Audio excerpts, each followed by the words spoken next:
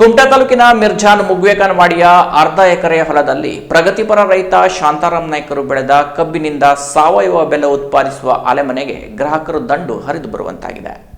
ಇತ್ತೀಚಿನ ವರ್ಷಗಳಲ್ಲಿ ಕಬ್ಬಿನಿಂದ ಬೆಲ್ಲ ಉತ್ಪಾದಿಸುವ ಆಲಮನೆ ವ್ಯವಸ್ಥೆ ಕಾಣಸಿಗುವುದೇ ಅಪರೂಪ.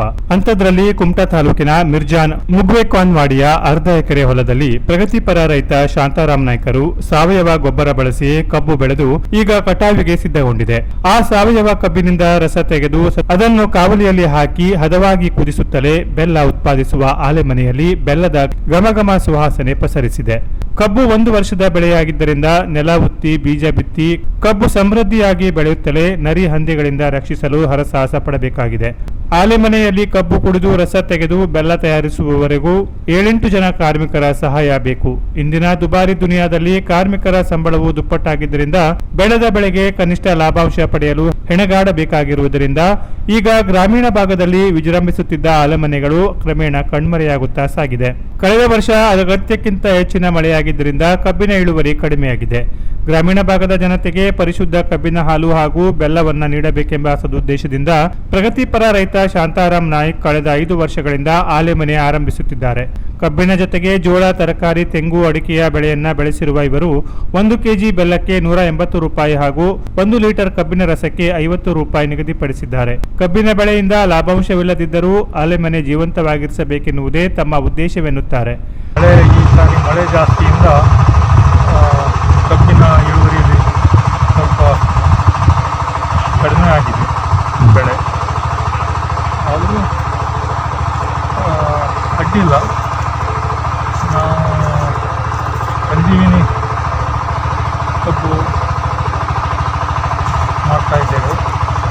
ಸಂಜೀವಿನಿ ಒಳ್ಳೆ ಟೇಸ್ಟಿ ಮತ್ತು ಬೆಲ್ಲದ ರುಚಿ ಒಳ್ಳೆ ವಾಸನಾಭರಿತ ಬೆಲ್ಲ ತಯಾರಾಗ್ತದೆ. ತಿನ್ನಲಿಕ್ಕೂ ಭಾಳ ಜನರು ಅದನ್ನು ಕಾಯಿಸಿ ಮಾಡಿ ಬೆಲ್ಲ ಇಲ್ಲಿಂದ ಆಲೆಮನೆಯಿಂದ ಒಯ್ತಾರೆ. 1 ಕೆಜಿ ಬೆಲ್ಲಕ್ಕೆ 180ರಂತೆ ಒಂದು 22-23 ಕೆಜಿ ಕ್ಯಾನ್ನಲ್ಲಿ ಹಿಡಿತಾರೆ.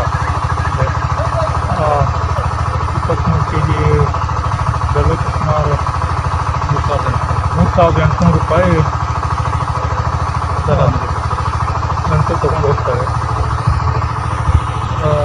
5 ಕೆಜಿ ಟಿನ್ನಿಗೆ 900 ರೂಪಾಯಿ, 1 ಕೆಜಿಗೆ ತೊಗೊಂಡೋಗಿ 180 ರೂಪಾಯಿ ಅಂತ ಕೊಡ್ತೇವೆ.